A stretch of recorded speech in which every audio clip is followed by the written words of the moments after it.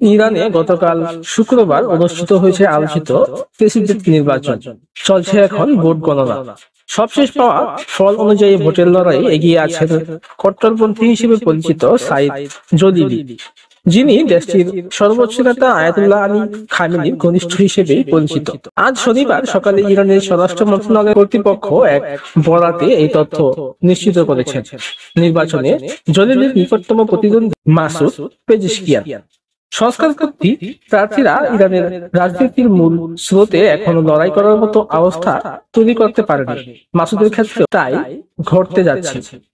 স্বরাষ্ট্র মন্ত্রণালয়ের ওই কর্মকর্তা জানিয়েছে, এখন পর্যন্ত 1,03,00,000-এর বেশি ভোট গণনা হয়েছে, যেখানে জলিলি পেয়েছে 42,60,000 ভোট। অন্যদিকে নিকটতম প্রতিদ্বন্দ্বী মাসুদ পেজেশকিয়ান পেয়েছেন প্রায় 42,40,000 ভোট।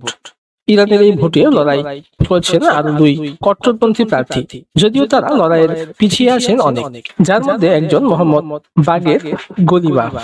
এখন পর্যন্ত তার প্রাপ্ত ভোটের সংখ্যা 13,80,000। আরেক প্রার্থী মোস্তফা পেয়েছেন 80,000-এর বেশি ভোট। গত মে মাসে ভয়াবহ হেলিকপ্টার দুর্ঘটনায় নিহত হন ইরানের প্রেসিডেন্ট ইব্রাহিম রাইসি। এমন পরিস্থিতিতে শূন্য হয়ে পড়ে প্রেসিডেন্ট পদ, যার কারণে আগাম নির্বাচন আয়োজন করা হয় ইরানে। পশ্চিমা বিশ্বের নানামুখী চাপ ও মধ্যপ্রাচ্যে অস্থিরতার মধ্যে প্রেসিডেন্ট নির্বাচন হচ্ছে এবার ইরানে। তবে নির্বাচনে প্রেসিডেন্ট হিসেবে যিনি জয়ী হন না কেন, তার জন্য উপেক্ষা করছে বহু চ্যালেঞ্জ সমূহ।